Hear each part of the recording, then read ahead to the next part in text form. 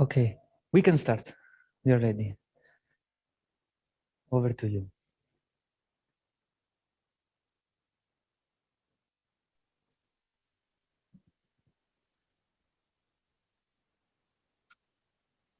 Thank you, Nicolo. Do you hear me well? Yes, loud and clear. Excellent. Yes. So, good afternoon and welcome to this masterclass session at the second Arab Land Conference, both to those of you in Cairo and to those of you joining us online, and to those of you who are watching the recording of this in the future. Welcome if you're joining us virtually on Zoom, and welcome in the conference centre. My name is Jim Robinson. I am the Global Coordinator with the Housing, Land and Property Area of Responsibility, which is part of the Global Protection Cluster. The HLP AOR, as it's known, is led by the Norwegian Refugee Council. It's committed to bringing together all actors to focus on improving global support to housing, land and property coordination and response, and enhancing awareness of HLP inclusion at all phases of a response. We provide support to HLP responses around the world through a range of services, including guidance and advice on technical and coordination issues, as well as facilitating collaboration and country-to-country interaction on how to address these very challenging challenges. This masterclass today will explore different programmatic approaches for assisting displaced persons in the region to achieve durable solutions to protect their HLP rights. Countries within the region, including Iraq, Syria, Lebanon, and Sudan, have been impacted by conflict and crisis in recent years, leading to large-scale displacement and the loss and destruction of property and HLP rights. Today, we will discuss some of the approaches to that.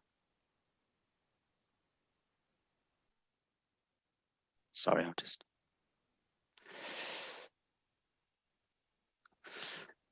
So, for our agenda today, I'm delighted to welcome colleagues with great experience in the region as we discuss displaced people's access to land for durable solutions and return, with a specific focus on Lebanon, Iraq, and Sudan, as you can see there. Today's session will showcase a range of tailored approaches to support affected populations in short-term displacement, such as those impacted by the Beirut port explosion, protracted displacement, so Syrian refugees in the region, historically marginalized communities like the Yazidi communities in northern Iraq, and conflict-affected populations in Sudan, including Darfur. I'll introduce each presenter when it is their turn to speak, and presenters, please do try and keep to time because we want to make sure we've plenty of opportunity for the discussion and questions and answers later. Speaking of which, for those online, you can use the Q&A function to pose your questions. You can use the chat function as well, where you can comment and introduce yourselves. If your comment is for all, please do select panelists and all attendees. And for those of you in the room, we will collect questions after the panelists have presented, so please do make a note of anything you would like to ask or share. And just to make you aware, you probably know this by now, being day 3 of the conference, but there's a simultaneous translation available. So if you want to select the option that suits you with Arabic, English or French, there might be a slight delay, but please go ahead and do that. So before focusing on the region and the fascinating presentations, I want to offer a brief overview of the global context for thinking about durable solutions and access to land, housing and property, often referred to as HLP. A durable solution for displaced people is achieved when they no longer have assistance or protection needs that are linked to their displacement, that they can enjoy their human rights without discrimination resulting from their displacement. The responsibility for durable solutions in the first instance lies with the state, though others can help facilitate return solutions creatively. Collaborative approaches are key. Enjoyment of HLP rights is key to the achievement of durable solutions, but what is HLP? So housing, land and property refers to the rules and arrangements that make it possible for people to live on their land and use their property. HLP is not only about laws, although laws are important, but it involves practices, customs and attitudes that revolve around specific rights to land and property. And HLP is also not only about ownership. HLP rights refer to owners, tenants, cooperative dwellers, customary land tenure, owners and users, informal sector dwellers and squatters without secure tenure. In the context of durable solutions, HLP rights are about having a home free from the fear of forced eviction, a place that offers shelter, safety, and the ability to secure a livelihood. The bundle of rights known as HLP has its origins in international human rights law and the right to adequate housing. So human rights law provides that everyone, everywhere, possesses a body of HLP rights, and that government and states are obliged to ensure the protection and enforcement of these rights. Some examples you can see on the screen there, and specifically, Universal Declaration on Human Rights states that everyone has the right to a standard of living adequate for the health and well-being of himself and family. This includes housing. The International Covenant on Economic, Social and Cultural Rights, the ICESCR, and with apologies to the translators, calls for adequate housing that guarantees legal security of tenure, availability, affordability, habitability, accessibility, location, and cultural adequacy, and that forced evictions are a violation of human rights. So, the right to adequate housing is much more than a roof and four walls. It is the right to live in security, peace, and dignity. It is about the community where that house is situated, the availability of infrastructure, services, livelihoods, and the perception of security and the feeling of identity. I said earlier that enjoyment of HLP rights is the key for the achievement of durable solutions, and there is specific guidance for supporting durable solutions for displaced people. Some principles that have evolved and developed to support this include the guiding principles on internal displacement.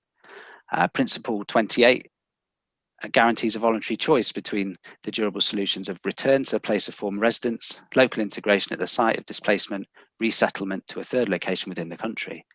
Principle 29 calls for no discrimination against displaced people who return home or resettle, and authorities have the responsibility to assist returned and resettled IDPs to recover the property and possessions they left behind.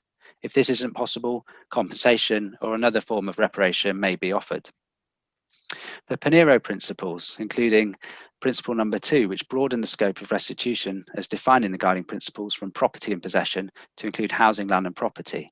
It encompasses interest in land and housing not based on formal title, protects tenancy rights, and it applies to internally displaced people as well as refugees.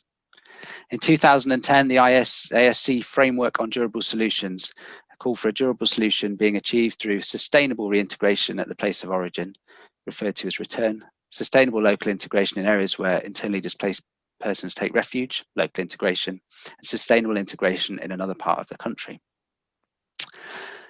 So I wanted to share those frameworks just to situate what we're discussing today in the kind of the broader kind of international legal context and some of the principles that have been developed over time to support and protect the rights of those that have been displaced.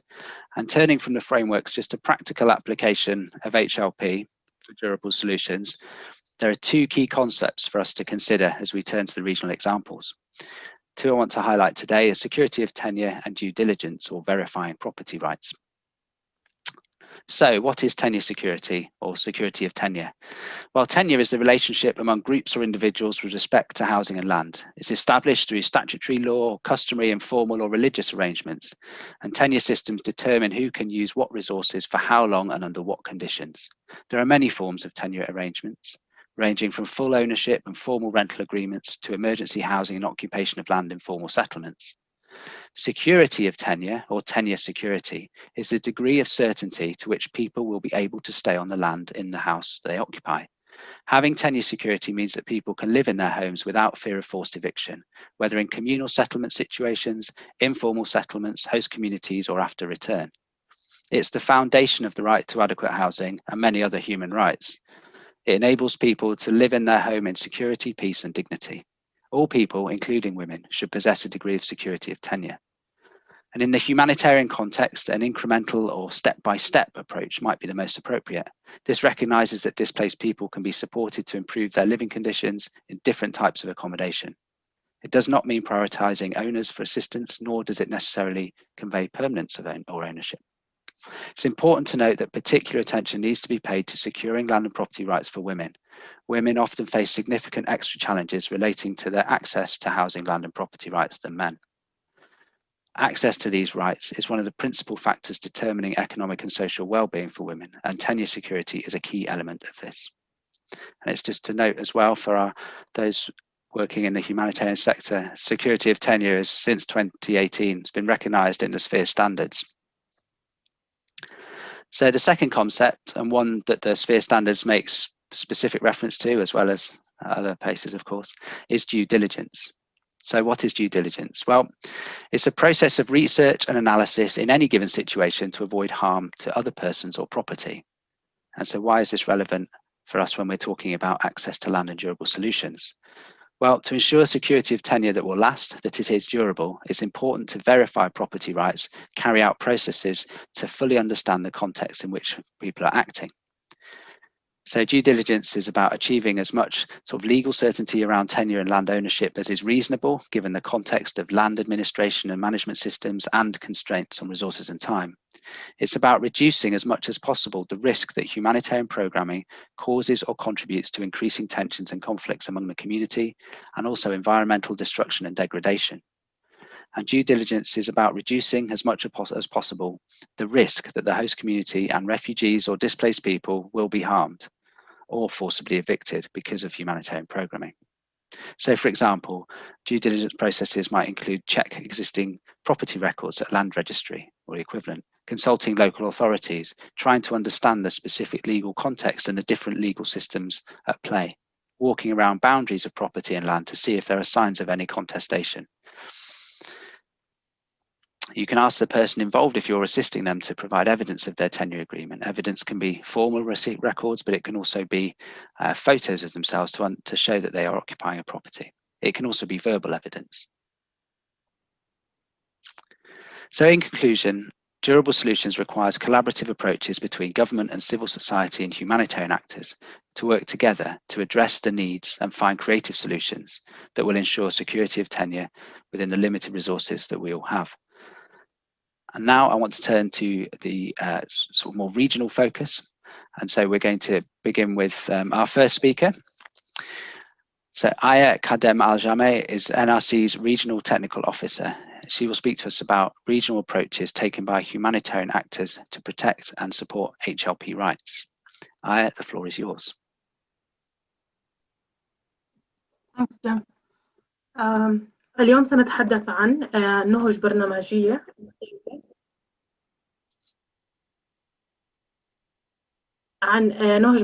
مختلفة لمساعدة النازحين في المنطقة للوصول لحماية حقوق الأرض والسكن والملكية في ضوء الحلول المستدامة. في البداية سنتحدث عن المبادئ التوجيهية للجهات الفاعلة في المجال الإنساني. كيف يمكننا أن نقوم بالتخطيط كجهات فاعلة في المجال الإنساني؟ في البداية علينا أن نكون وثيقي الصلة بالموضوع، أن نفهم الاحتياجات للجهات المستفيدة، وعلينا فهم السياق الذي سنعمل فيه وما هي أولويات الحكومة. ثانياً، علينا الالتزام بالمبادئ والمعايير الدولية لحقوق الإنسان، فهم القوانين والسياسات والممارسات الوطنية المتعلقة بحقوق الأرض والسكن والملكية واسترداد الحقوق وحمايتها. ثالثاً، علينا تحديد الدور التكميلي للعمل على حماية وتعزيز حقوق الإنسان والسكن في الأرض والسكن والملكية، وذلك يتم من خلال العمل عن كثب مع السلطات الحكومية، سواء كان على المستوى المحلي، على المستوى الوطني، أو على المستوى الإقليمي. رابعاً، علينا التنسيق مع الجهات الفاعلة ذات الصلة، بما في ذلك منظومة التكتلات، الأمم المتحدة، الجهات الفاعلة في المجال الإنساني التي تعمل على برامج مثل مشاريع المأوى، المياه والصرف الصحي، المساعدة القانونية، بالإضافة إلى المنظمات المحلية الغير حكومية. في النهاية، علينا الأخذ دائماً في عين الاعتبار كيفية تخفيف من مخاطر الحماية للنازحين أثناء عودتهم وعند عودتهم. هذه المبادئ هي من المبادئ التي يجب أن يتم تطبيقها في كافة البرامج التي سيتم تطويرها بناء على هذا الأمر. ثانياً، علينا سنتحدث عن النهج المصممة للسياقات المختلفة. ما هي أساسيات تصميم نهج واقعية في هذه الظروف؟ يجب تصميم استراتيجية فعالة لحماية حقوق الأرض والسكن والملكية للنازحين. ويجب أن يتم هذا التصميم في سياق قانوني، سياسي، اجتماعي وتشغيلي في الدولة. يمكن أن تشمل نهج المساعدة القانونية الفعالة ما يلي. أولاً، علينا تحديد الاحتياجات المتعلقة بحقوق الأرض والسكن والملكية وإجراء الأبحاث القانونية، وذلك يتم بالتوازي. نقوم بتحديد الاحتياجات، فهم ما للمستفيدين من احتياجات، بالإضافة إلى إجراء الأبحاث القانونية التي تتعلق في احتياجاتهم وكيف يمكننا تقديم المساعدات لهم. ثانياً، بعد الحصول على الاحتياجات وإجراء الأبحاث القانونية وفهم الواقع القانوني، نقوم برفع الوعي وزيادة الوعي بحقوق الأرض والسكن والملكية. بعد زيادة الوعي وإجراء الجلسات لزيادة الوعي يتم تقديم استشارات قانونية للأشخاص في كل حالة على حدة لطرح الخيارات المنفردة الخاصة بكل حالة. رابعاً، تقوم بتقديم المساعدة للمستفيدين لتمكينهم من الوصول إلى وثائق الأرض والسكن والملكية لضمان حق التصرف، حق الانتفاع، الإيجار. خامساً، علينا حل الخلافات الناشئة، وذلك ما نقوم به حل الخلافات الناشئة الناتجة عن حقوق الأرض والسكن والملكية. بالإضافة إلى ذلك نقوم بحل القضايا المتعلقة بالإيجار لضمان حقوق المؤجر والمستأجر ولضمان المصلحة الفضلى للطرفين. في النهاية نقوم بمساعدة المستفيدين في رفع دعاوى التعويض عن الأضرار التي ألحقت بممتلكاتهم. فعلينا في كافة الأحوال أن نسعى إلى مساعدة هؤلاء الأشخاص للحصول على تعويض بسبب ما تم إلحاقه في الممتلكات. في النهاية سأقوم بتمثيل تقديم Jem, can you please reach out to presentation 3 because I'm on slide 3.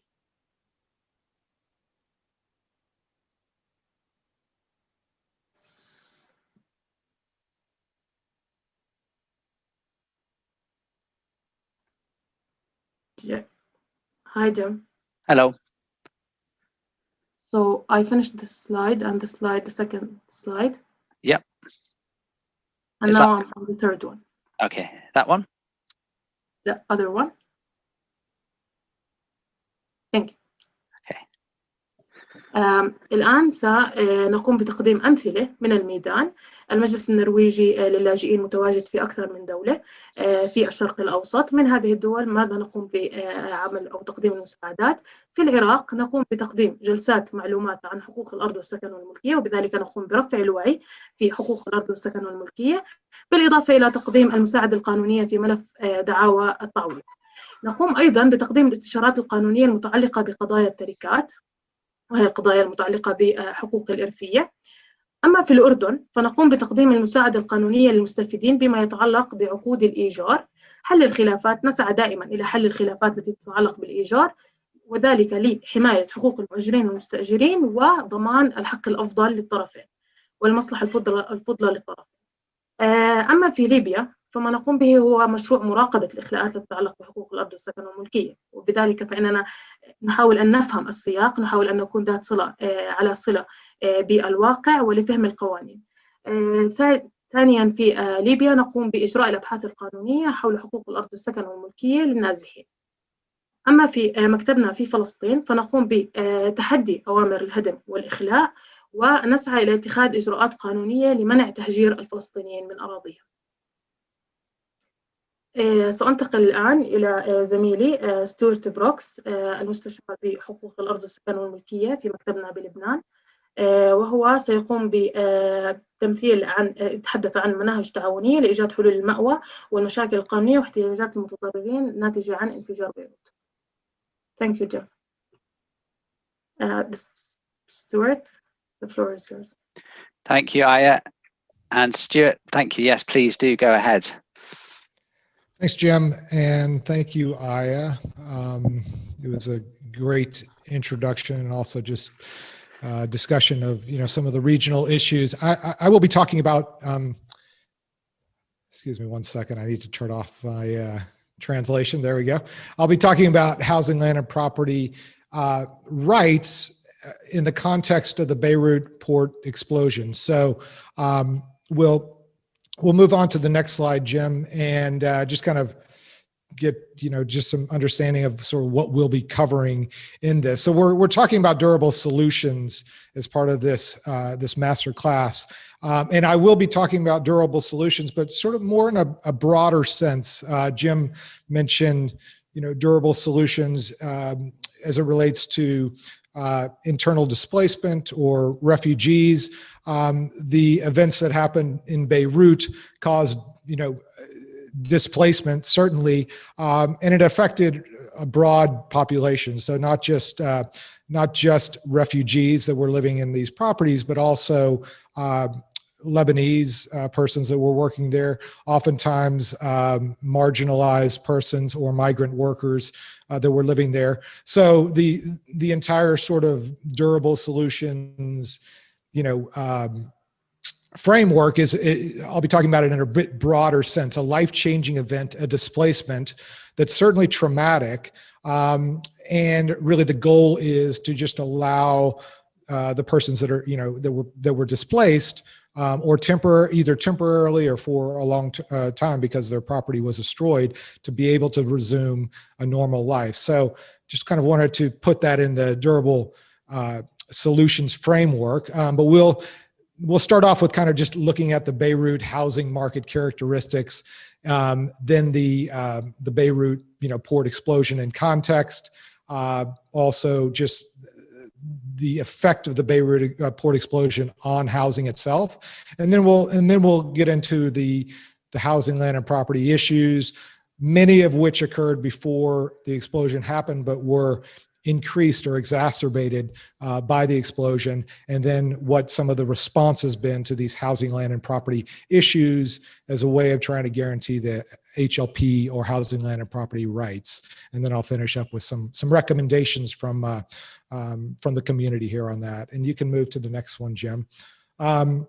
So I wanted to start with the housing market character in Beirut, or characteristics of it in Beirut, really because when we're talking about security of tenure and the things that sort of define what security of tenure means, and Jim, described that earlier, is this certainty that, that you can live somewhere without being evicted or dispossessed. You can live in freedom from fear of that eviction. But that idea or that security does not sort of occur in a vacuum. There's context around that. And so I wanted to kind of just start with kind of explaining a little bit just about the general housing market character, because all of these, all these things that are happening in Beirut already were putting pressure on security of tenure even before the explosions happened. So, to generalize this, there's really just a mismatch of both housing supply and housing demand.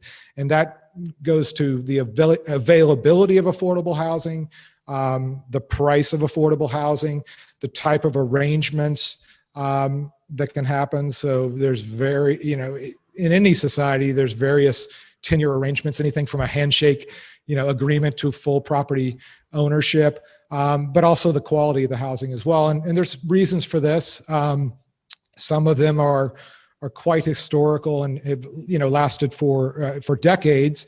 But they all put pressure on the ability of then persons to be able to really realize and enjoy their housing, land, and property rights. And so things like the real estate policies, the promotion of home ownership versus rental that then, take some of the housing stock away, the decreasing housing stock. So there are a lot of just abandoned buildings that,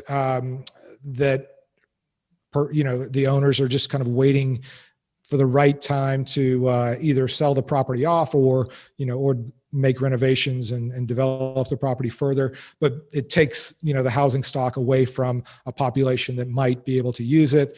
And then, as I mentioned, the property development and the influence of property developers. And I'll talk a little bit more about that as we go through this. So we can go to the next slide, Jim. So what happens then, with all of that is, the result is an undersupply of really affordable and adequate housing, and really alternate housing solutions. So you've got then the housing that is available then is oftentimes in either deteriorating, unsafe buildings. There's different types of arrangements, tenure arrangements that are happening. Sometimes it's squatting, sometimes it's an informal rental arrangement, a verbal agreement as opposed to a written agreement. Oftentimes there's different types of arrangements that are happening within the property itself. So subdividing of apartments, there may or may not be lawful. And then finally there is segregation along both socioeconomic and also sectarian lines, because it is a multi-sectarian population. And we can go to the next one, Jim. And so all of that, all of that is happening already.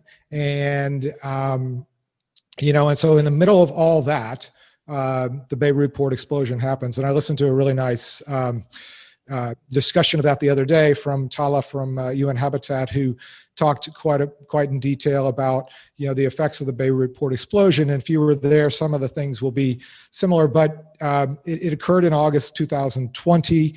I have a photo on there with the red dots. You can see really the major part of the explosion, but it was quite significant in the sense that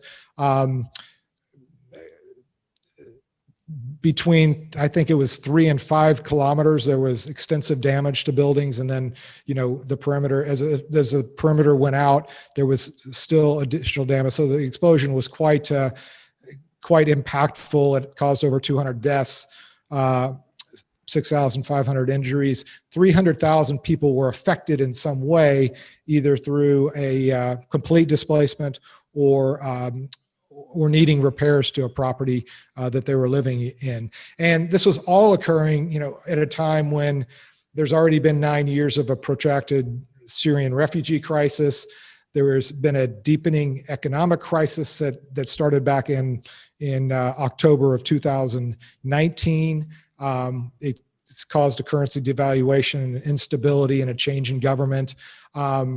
And, of course, we all know about the, COVID-19 as well, and the disruption that it has caused to people's lives and their ability to earn a living and sort of live, in a way that they used to be able to live, to be able to sort of have more security of tenure. So all of that, all that was happening already, plus the historical pressures on housing, and then the Beirut port explosion. And we can go to the next slide, Jim.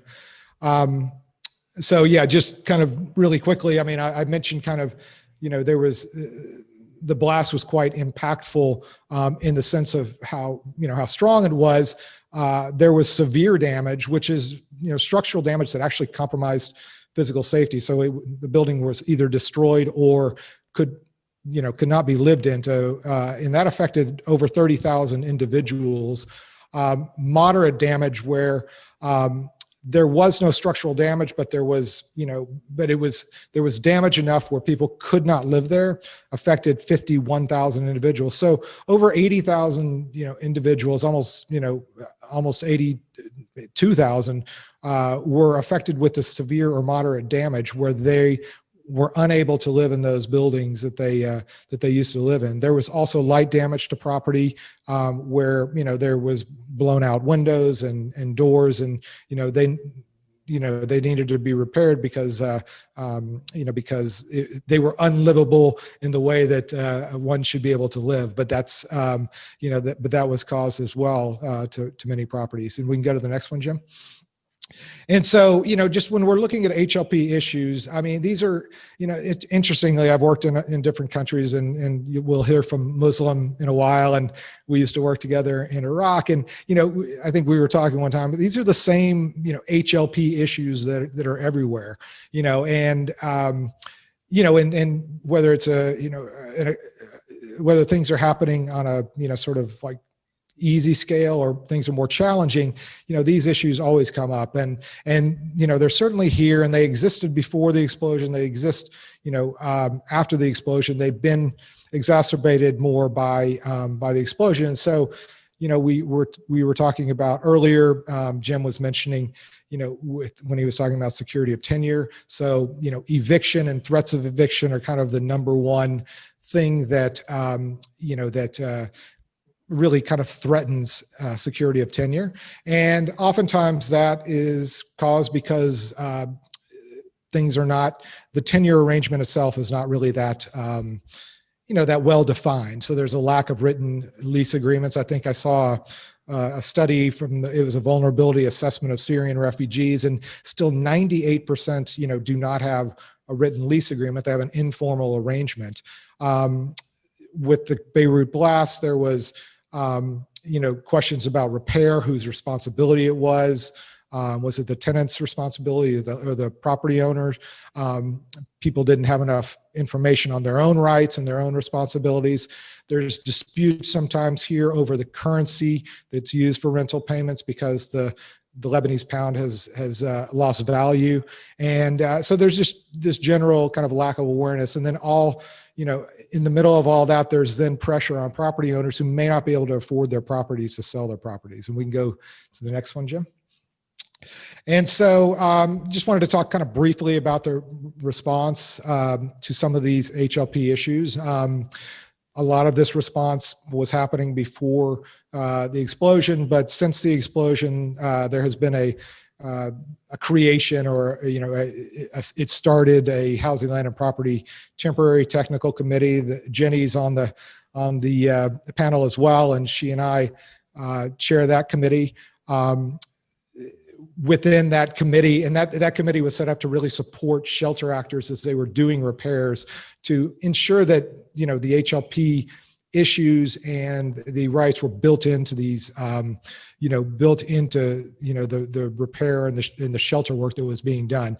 So as part of that, my predecessor in the HLP TTC, we call it, created the HLP guidelines for shelter actors, and they talked about things like due diligence that Jim talked about before, making sure that the owner of the property is the owner of the property before the repairs happen. And then also things like tripartite agreements. So we'll agree to fix your property, repair your property, but in turn you need to agree to rent it to to a refugee or someone else that's displaced. As part of that arrangement.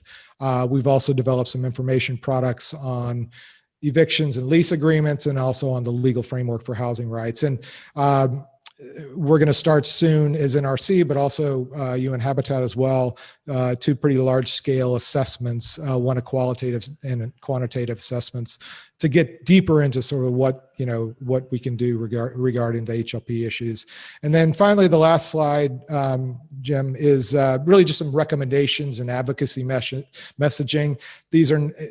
This is not, there's more. It's not completely comprehensive. But one of the things that we really want people to, organizations to think about is, if they're doing shelter repairs, to think about sort of the security of tenure and how we can guarantee that and allow it to be a sustainable thing after the shelter repairs are done for the tenant that's living there. And so we're trying to, work with the shelter sector to mainstream those HLP rights into the intervention. Some of the things are linking lease agreement to shelter repair, due diligence, these kinds of things, but also coordinating with legal actors to do counseling and mediation on HLP rights. So kind of better inform them on some of these HLP rights issues and security of tenure generally when they're doing their legal counseling. And then finally, there's some key laws that were passed, and and making people aware of those laws, but also trying to promote the compliance with those laws that do provide some security of tenure and some protection for tenants. That's all I have. I want to thank you all for being here, and I'll hand it back to you, Jim. Thanks. Thanks, Stuart. Thank you. So that's Stuart Brooks with NRC in Beirut, in Lebanon.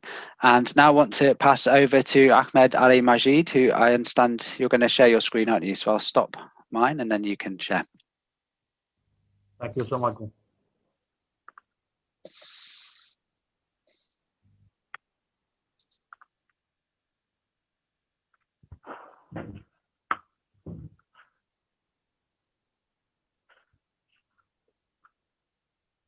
مرحبا بالجميع. سنتحدث اليوم عن حقوق السكن والأرض والملكية الخاصة بالنازحين والعائدين في العراق، خصوصا بعد الأحداث بعد أحداث حرب داعش. سأبدأ بخلفية عن الصراع والنزوح الجماعي الذي حدث في العراق. شهد العراق دورات متكررة من الصراع والنزوح الجماعي والدمار على مدى العقود الثلاثة الماضية. شهدت الحرب الأخيرة مع ما يسمى بتنظيم الدولة الإسلامية داعش تدمير غير مسبوق للمنازل والبنية التحتية في شمال ووسط المحافظات العراقية، حيث تضرر أو دمر ما لا يقل عن 138 ألف منزل، فر أكثر من 6 ملايين عراقي من ديارهم خلال الصراع مع داعش. وبالنسبة لما يقارب أكثر من 1,000,000 شخص ما زالوا نازحين، فإن عدم القدرة على الوصول إلى المأوى المناسب هو أهم العوائق للعودة. لا يزال العديد ممن تمكنوا من العودة إلى قراهم ومدنهم الأصلية يكافحون من أجل تأمين حيازة منازل وإعادة بناء حياتهم بشكل فعال. والعديد من العراقيين غير قادرين على إثبات حقوقهم لأنهم لا يستطيعون إصدار الوثائق المطلوبة. هنا سأتحدث عن مجموعة من المؤشرات والنتائج الرئيسية التي تتعلق بحقوق الإسكان والأراضي والممتلكات من خلال التقييمات التي أجراها المجلس النرويجي للاجئين في المحافظات المحررة مثل الأنبار والموصل. بالنسبة لهذه النتائج، أولا هناك التعددية القانونية. هناك طرق رسمية وهناك طرق غير رسمية من خلالها تمارس الحقوق على الأرض والإسكان والممتلكات، حيث أشار 28% من المستجيبين إلى أنهم لا يحتاجون إلى وثائق الإسكان والأرض والملكية لحل نزاعاتهم في مناطقهم الأصلية، مما يسلط الضوء على الآليات الرسمية والعشائرية والمجتمعية المهمة، وإلى أهمية الاستثمار في الأساليب التعاونية لتسوية المنازعات مثل المفاوضات والوساطة. ثانياً، الوصول إلى الوثائق المدنية مهم أيضاً لممارسة الحقوق، ممارسة حقوق الإسكان والأراضي والممتلكات، وأن عمل المحاكم والمديريات يسهل على الناس إصدار مهامهم. حيث أشار 50% من المشاركين في الاستطلاع أن لديهم نسخ من وثائق الإسكان والأراضي والملكية. كانت النسبة الأعلى في حيازة مستندات الطابو بالاسم الشخصي أو باسم العائلة بنسبة 55%، تليها العقود المكتوبة بنسبة 10%، ثم مستندات الملكية الأخرى. ثالثاً، ارتفاع معدلات الضرر، حيث أفاد 22% من المشاركين أن ممتلكاتهم كانت صالحة للسكن، في حين أن 19% أفادوا بأن ممتلكاتهم تضررت تضرراً جزئياً، في حين أفاد 31% منهم بأن ممتلكاتهم دمرت كلياً. رابعاً، أن 94% من العائدين يعيشون في منزل عند عودتهم إلى موطنهم الأصلي، حيث وصف 46% منهم بأن أماكن إقامتهم مناسبة، بينما ذكر 25% منهم أن أماكن الإقامة مكتظة، في حين وصف 22% أن أماكن إقامتهم غير مكتملة البناء. رابعاً، أن عدد كبير من النزاعات تتعلق بنزاعات الملكية، حيث أشار 58% من المستجيبين أن هذه النزاعات هي نزاعات عائلية، وأن 28% منها منازعات على الميراث. وهذا يقودنا أيضا إلى أهمية الاستثمار في طرق تسوية المنازعات بشكل تعاوني مثل التفاوض والوساطة. أنتقل هنا إلى العناصر الأساسية للوصول إلى الحلول الدائمة فيما يتعلق بحقوق السكن والأرض والملكية للنازحين والعائدين، حيث أن توفير الأمن في مناطق الأصل للنازحين يعد من أهم الركائز للحلول الدائمة. ثانياً، تشغيل المحاكم ومديريات الأراضي والعقارات. ثالثاً، تمكين المستجيبين من التعويضات. رابعاً، وضع آليات فعالة للمطالبة بالحقوق وحل النزاعات مثل المحاكم للنزاعات الرسمية وأيضاً للمنازعات غير الرسمية المجتمعية والعشائرية.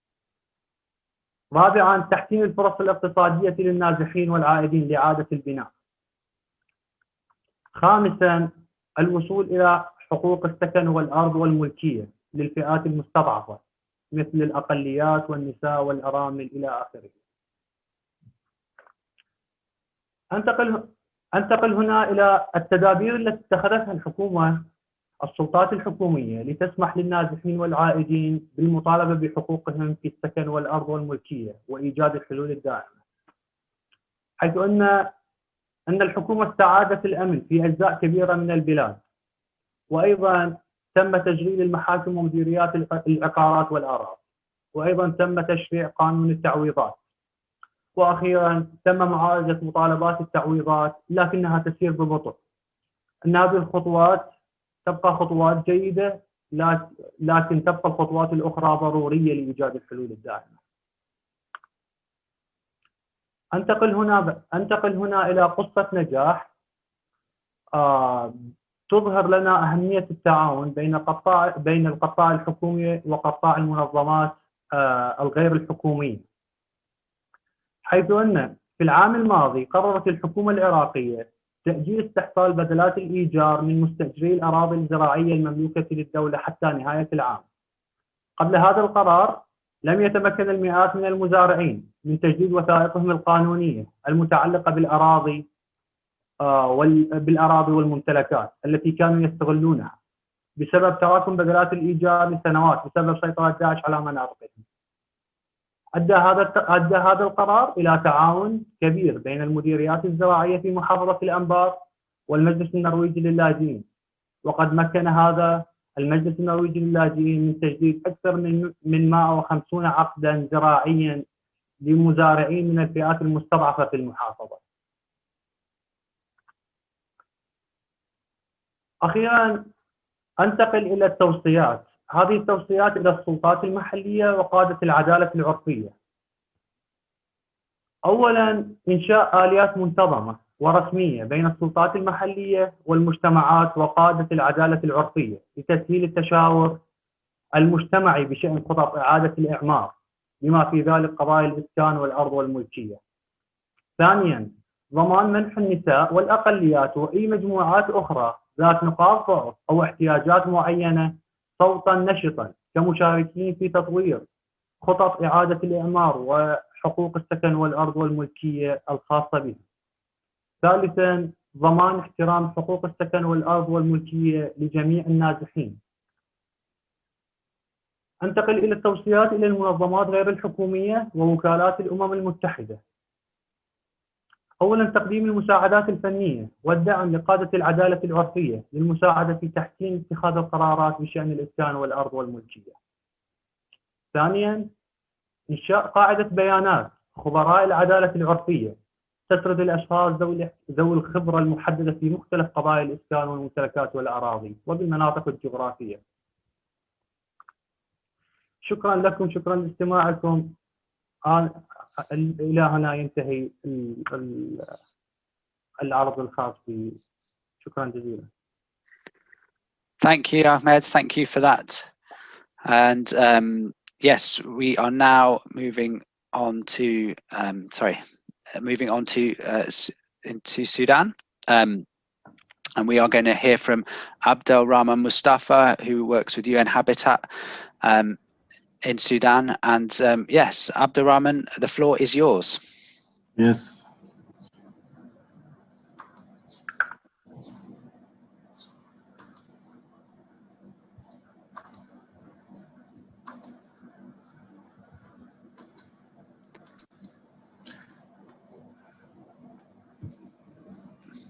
Yes, good afternoon. Can you see the screen share, please? Yes, we can. And voice is clear. Thank you very much and for this opportunity. And I'm going to present the Sudan case with respect to land and HLB issue in Sudan with reference to Darfur. And it is important to the durable solution in the Darfur. So we start with the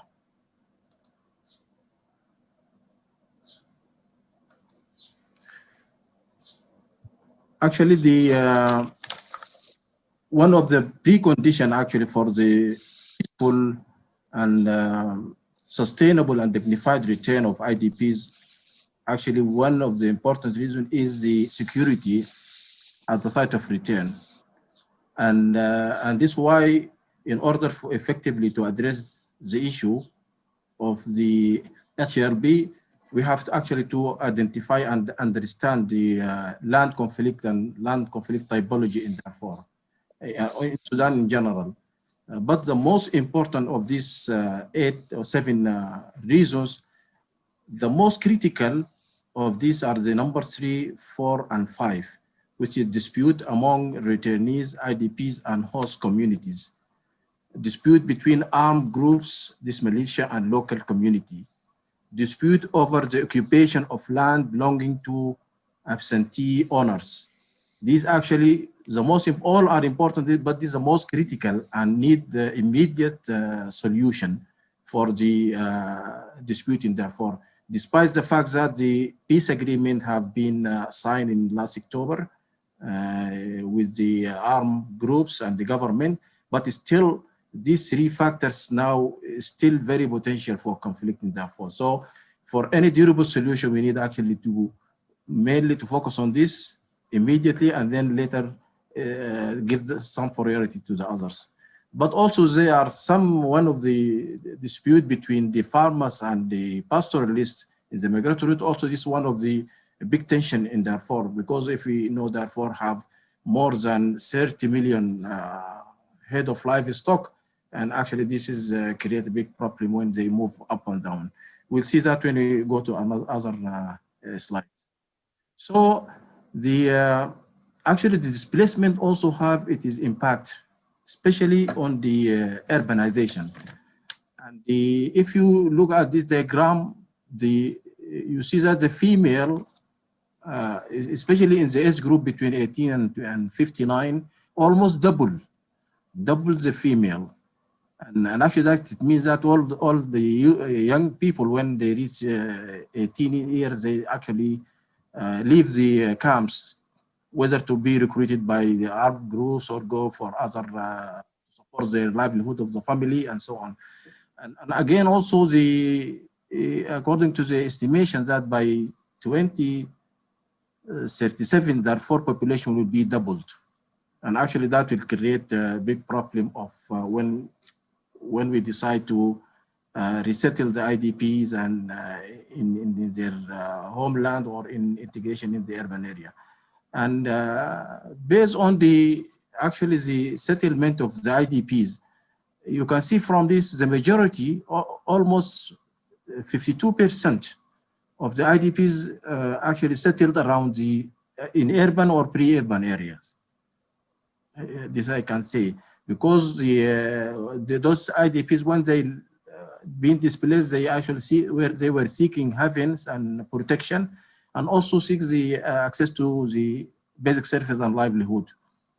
Now the total IDPs in Darfur is 1.7 million. This only the IDPs in the camps. There are some IDPs scattered in some areas. Actually, why we have a question, why land and HLB rights are important for the durable solution in Darfur? Actually, of the 6 recognized agreed upon root causes of conflict in Darfur, specifically in what is spelled out clearly in the peace agreement of 2011, out of the 6, 3 of them dealt explicitly with the land rights use, which is very complex. And also the second reason that the new government, the transitional government, actually highlights the importance of the land security and land issue and properties are an important element for the peace building process. Fortunately, after this establishment of the government, the peace agreement was signed recently in October, and also this peace agreement gives a strong recognition to safe voluntary return of IDPs and refugees to their original land, and also to find some compensation, because many of the villages have been burned and people lost all their properties there, whether it is fixed asset or mobile, all have been lost. And also to solve the issue of illegal settlers in some area, because when these people been displaced from their, some people, secondary occupiers, they came and took their land, and this also is still one of the big issue in the Darfur. And also based on the many context analysis and assessment, they found that land dispute solution for a majority of IDPs and refugees for the durable solution actually required to solve the dispute over the land and allow the people to return back to their homelands. So based on this context and this sensitivity, actually we use 3 approach methodology and tools. One of them is a bottom-up approach, because one actually to discuss this issue first with at the grassroots level, because we want to understand the context, or understand the different elements of this conflict, and this actually to complement the bottom-up, the top-down approach. The top-down approach actually it is at the upstream concerning the policy, legislation reform, and so on. But actually, the exercise as the lesson learned at the grassroots level also informs the policy and inform. So we'll actually see that when we show the results that we have achieved. Secondly, we use a participatory planning and right approach, and also this is adopted by the new transitional government. Actually, they want to use this to have very inclusive participatory right-based approach for peace building. And currently, UN Habitat, together with 5 UN agencies, are implementing a peace building project in Darfur and also applying this inclusive participatory approach. And the third one, we actually use, apply the social tenure demo model within the context of Darfur. And we have actually adopted this to Darfur and been customized and also translated into Arabic and installed in the Ministry of Planning. And have been used actually for demarcation of the village and so on. And because of the sensitivity of this issue, also we use this principle of do no harm approach. Because land is very sensitive, we want actually to tackle it with more sensitivity only. Now we are going to what's the outcomes of this. One of the results that actually we achieve with our other partners, UNDP, FAO, and others, that land legislation policy reform drafted, which were generated from, although I say it is top down, but actually it is generated from the consultation at the locality level. And actually the people come with 3 assumptions or 3 proposals, that either the recognition of the customary land tenure and gradual integration into the formal law, because still we have this dichotomy of land system, that the 2 systems go parallel. And when we know that the only 1% of the land in Darfur is registered, while the 99% are under the customary law. Secondly, also second assumption that have hybrid land management and administration. That is selected number of community from the native administration and appointed member from the government. And actually, this requires also to have a legislative reform, actually to capture this. The second one, actually to look at the existing institutions, to improve the land, to improve the existing land committee with more representation from stakeholders. And the second result that the land title system, because this is based on using as the grassroots level, land title system to improve 52 return villages through adoption of continuum land tenure security, because we have to start actually from codification and actual recordation, not go into registration for the time being. And also we have a sketch, have the village boundary with demarcation of the village boundary with coordinates. And actually this also guarantee or ensures the communal land ownership. And all this document actually is kept now at the government and as the grassroots level. And actually the community directly participate on all this process. And you can see all these pictures. The one on the top, at the bottom, the left bottom, those people actually are drawing on the ground sketch mapping, because this actually from their memory, and then we transfer that into paperwork. And the third one on the top left, also people use the satellite imagery, because we want actually people to interact and to make demarcation for their plots, and also to see the other basic surfaces when they draw the boundaries for the village, and also the buffer zone. The buffer zone, that is where the people get their livelihoods, and also want to, because the buffer zone sometimes overlap with the migratory route for nomads. So want to guarantee that there should not be any frictions between the two. And then also it includes actually this paperwork, and also want to have satellite imagery image and digitization of this into the computer, because we want to transfer that into a digital form, because still the government system, land information system, only captures the registered land, while now we have creating a system through the STDM, which capture all type of tenures. So we collect all information about whatever type of tenure they have to be in the system. So this is the first time that we have this system in the four. And the third one, third result that actually, together with the FAO, that we establish a monitoring system and early warning system, at least actually to avoid this friction between the nomads, because there are 11 pastoral corridor with a total length of 4,000 kilometers. This is a very big area. So one actually to avoid conflicts through this early warning system, engage all the people at the native administration and the government, and actually to contain any problem at that is small level before it escalates into a big conflict.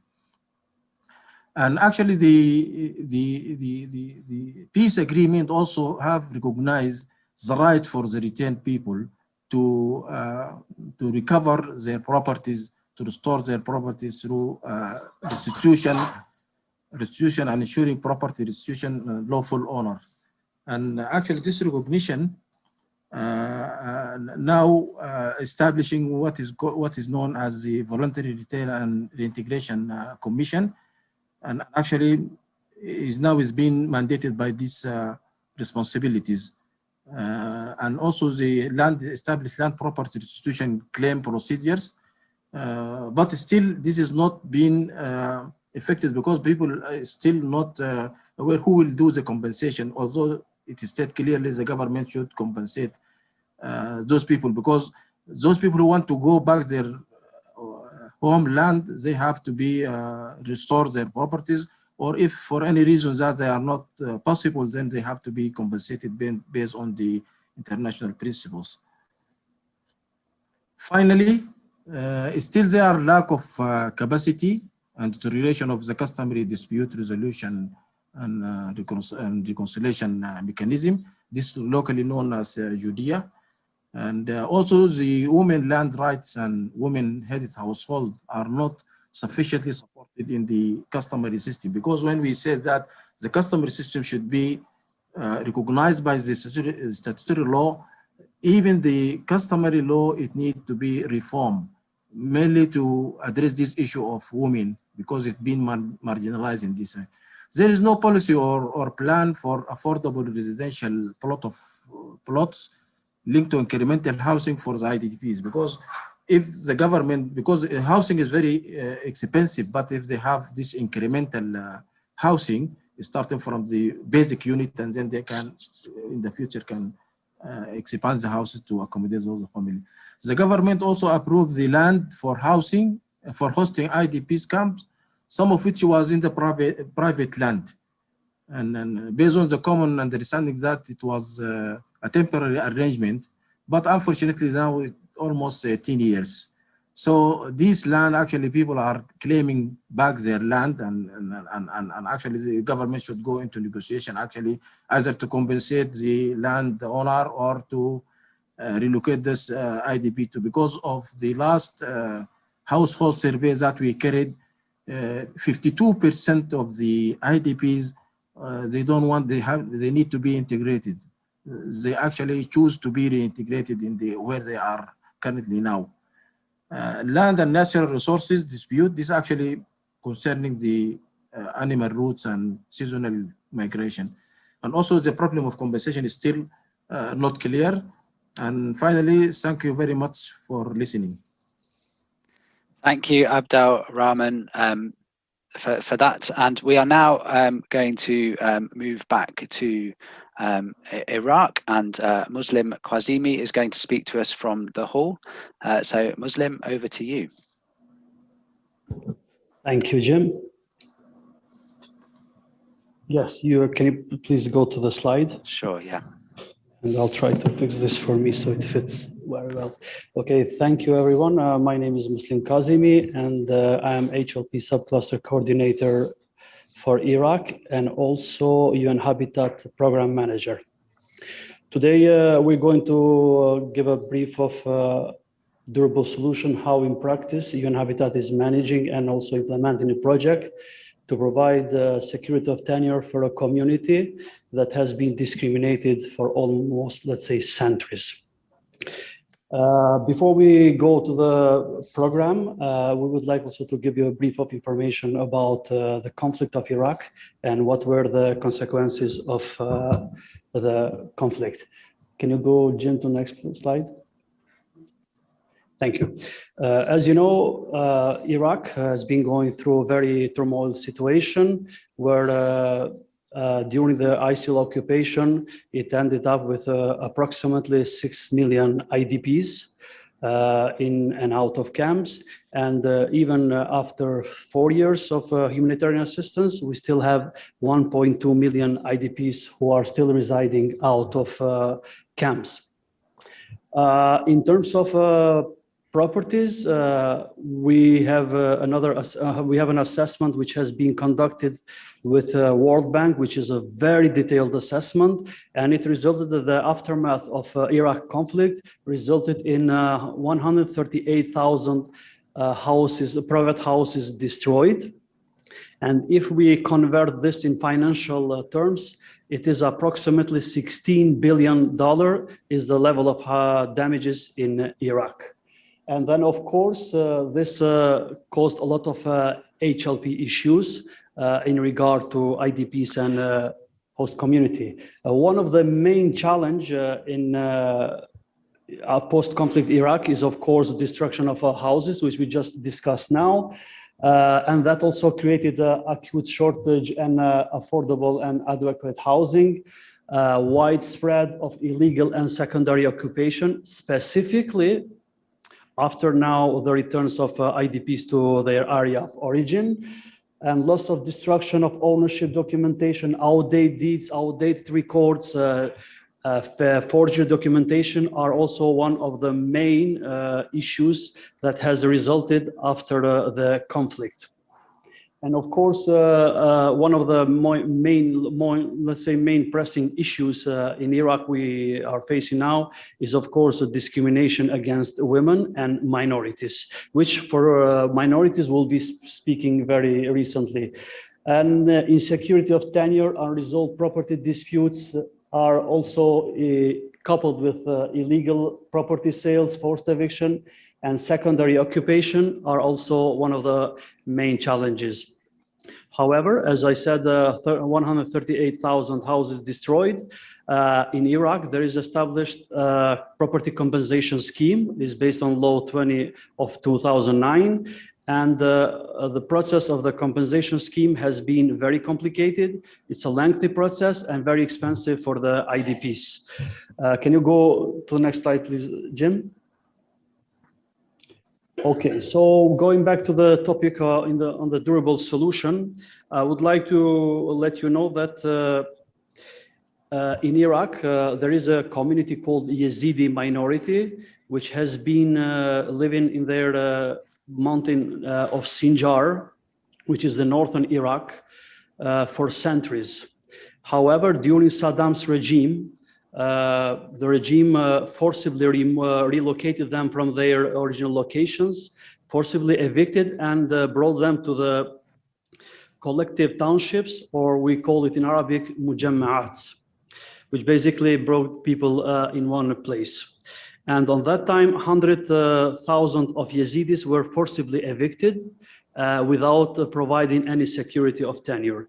And it's strange that for almost 45 years, Yazidis always remained without any documentation. And besides that, that they were forcibly deported to the new settlements. Again, the regime didn't provide any documentation. We were expecting that after the Saddam's regime, things will improve for the minorities in Iraq. However, it turned out that during ISIL occupation, it was even worse in the situation. Yazidis were targeted by ISIL particularly, where they destroyed more than 6,000 houses of Yazidis, and including here 164 villages. So the challenges today after ISIL aftermath are of course documentation for Yazidi minority. Their housing and infrastructure are totally destroyed, and systematic looting of their properties became normal during ISIL and also after ISIL. Can you go to the next slide, Jim? Thank you.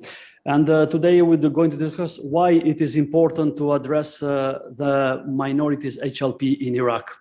Well, as I said, they were discriminated for centuries, and through this program, we aim to end the discrimination against Yazidi in terms of policy and practices, because they were discriminated in two sides. Even practically, they were not given any property rights, but also there were policies to discriminate them intentionally and to overcome the challenges so they can prove any ownership.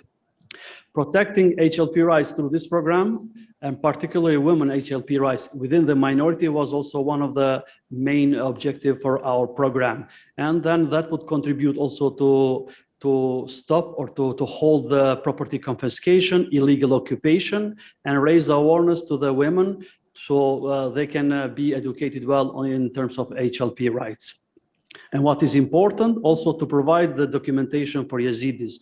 And of course, after that, they will be able to facilitate or to access compensation scheme so they can be compensated for their destroyed houses. And addressing HLP rights for minorities in Iraq, I'm sure it is a huge step forward for Iraqi society.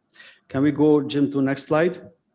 So to address all this, what I just mentioned, the UN Habitat is implementing a project called Support to Housing, Land and Property Rights for IDPs, which basically has two objectives. One is to support the HLP rights of ID claims, and then also enhance the local capacity so they can be aware about HLP rights of minorities, and of course, support and recognize Yazidis' HLP rights.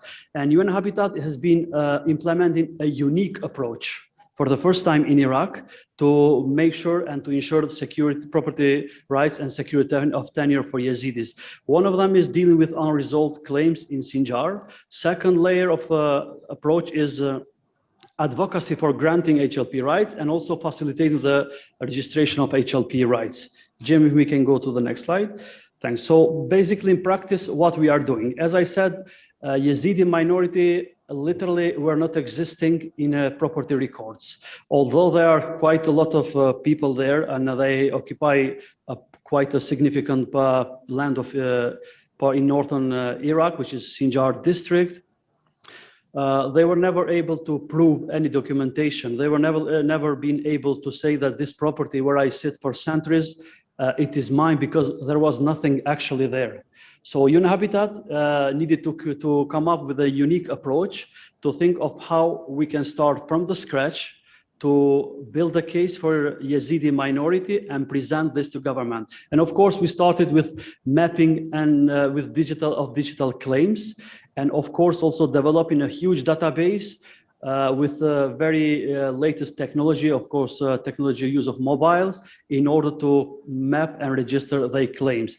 And with this was done through, of course, design a specific and in Iraqi context to make sure that we do the registration. However, Registration within itself is not easy process because it is not that simple that you can just go and register the claims whoever wants to register. Of course, that required a lot of actions and a lot of due diligence to verify the claims, and also needed to be endorsed by community leaders and local authorities, which we'll be discussing that also later.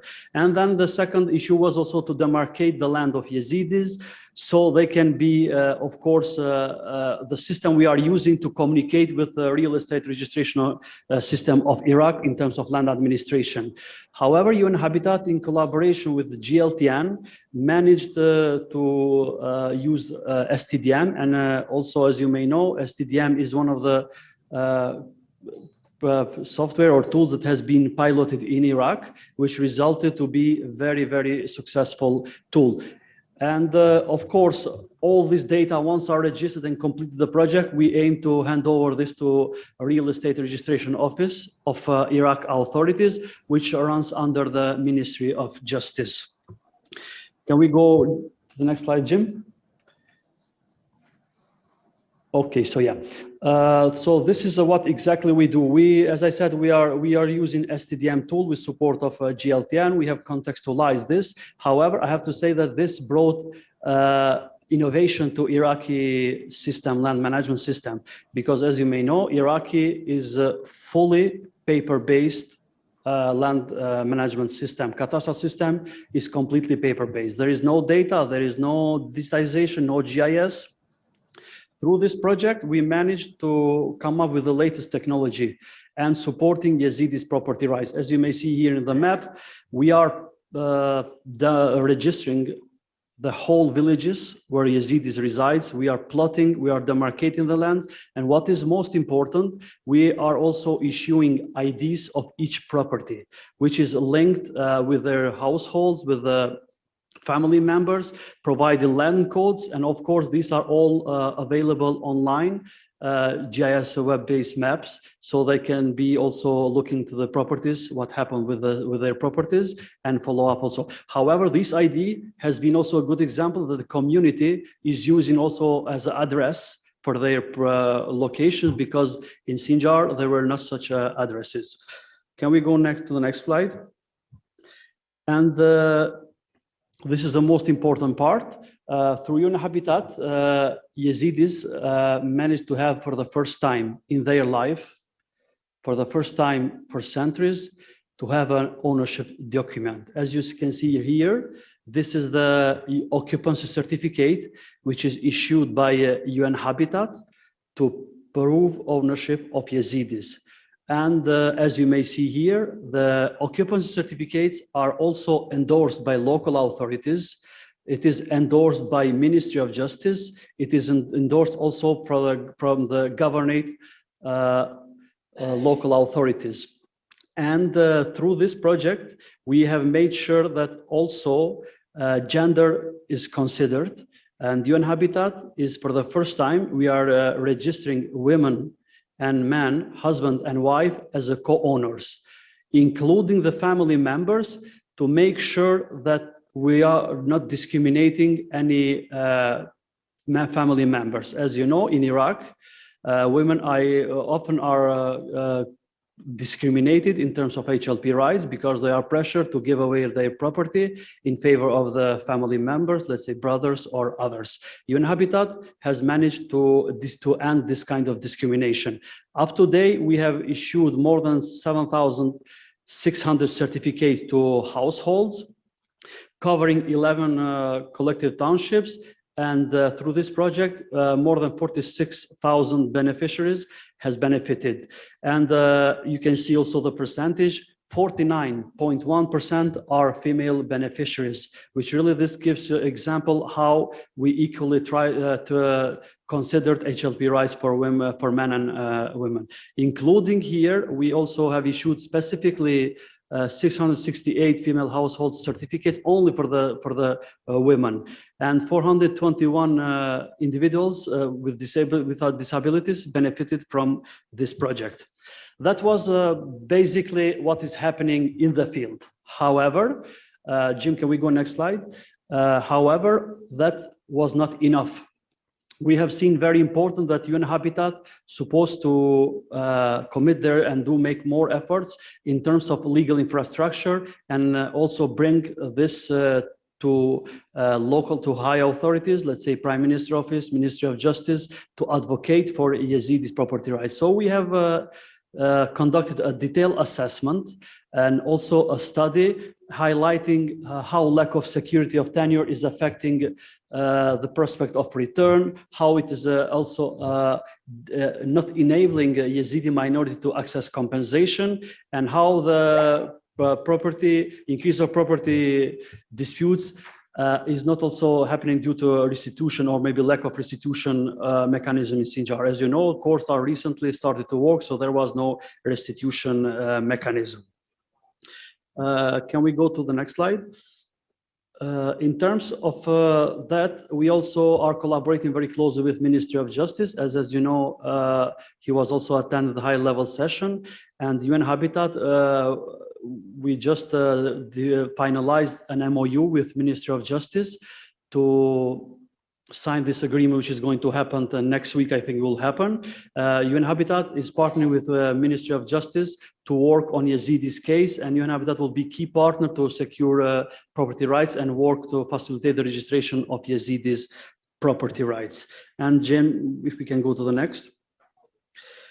So also having work in the field, having advocacy, it required also the legal aspect on securing property rights for Yazidis.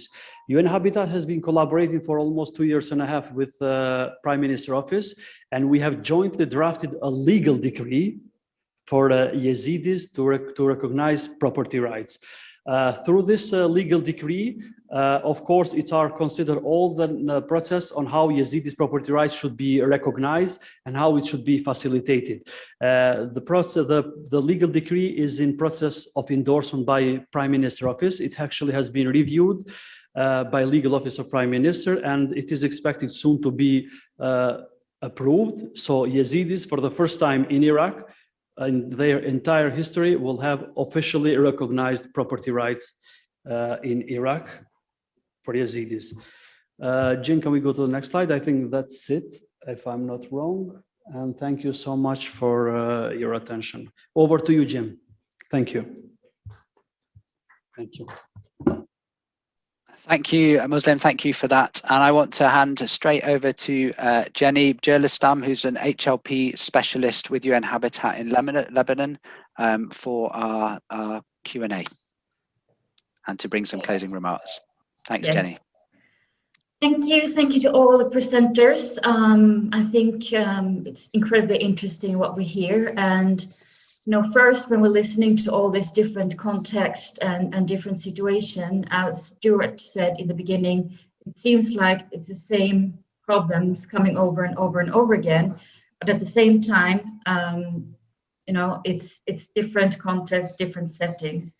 So it's really hard to even imagine how we can talk about durable solutions. I was really happy to hear, especially now at the end of the presentations, that there are some initiatives that actually seem to be working and for a longer term. And what I've been, taking note of as we were listening is that a really active inclusion of local communities is key, and of course also the inclusion of women.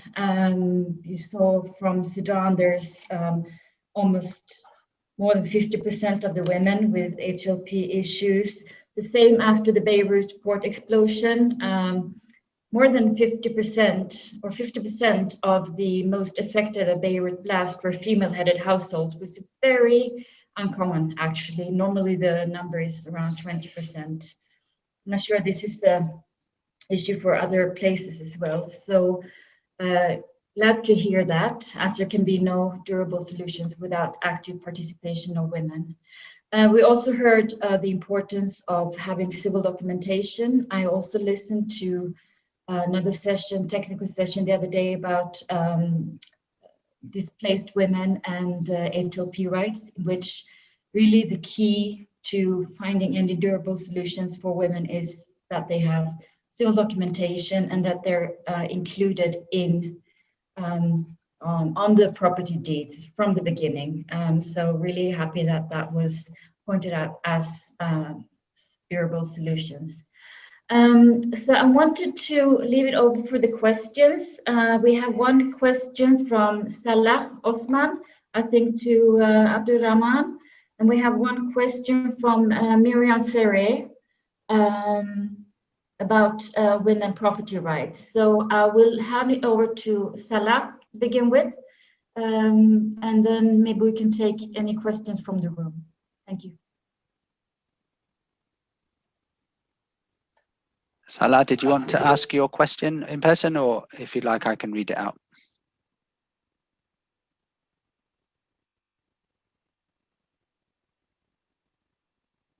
I'll share the question in the interest of time. So it was a question for Abdel Rahman in Sudan.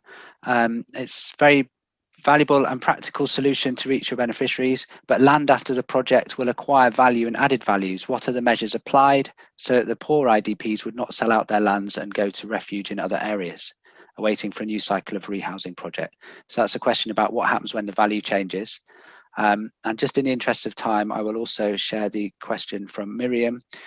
So there's a question around social barriers to women property rights and how has the Yazidi community considered the registration of women as co-owners? And just because of the time, I would just want to open it up if there's any questions from the floor, and then we can have a round of responses before we finish in this live moment.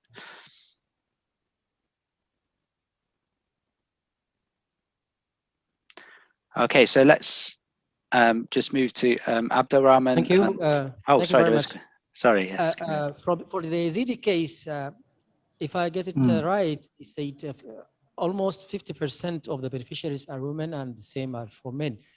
But is it right that 8.7 or 9% only those who are registered under names of females, which is 668 out of 7,600?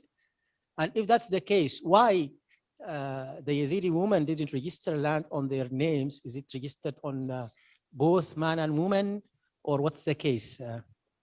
Regarding the certificate that is issued by UN Habitat, is it a transferable certificate? Is it possible that I can transfer my ownership of the Yazidi land as a Yazidi person through this certificate, which is issued by UN Habitat? Is it accommodated in the Iraqi cadastral system or not? A question to the UN Habitat people, what's your rule in the refugees camps? I have seen it in Sudan, the influx of the Ethiopian refugees nowadays, and there is extended number of camps. Every day it comes and it's extended and they move to another camp. And I have seen some lack of planning maybe, or need for intervention from a habitat perspective, because some of these camps becomes like sustainable or very long stay camps for 20 years. I think it's better that we start from now and do it the right way. Thank you.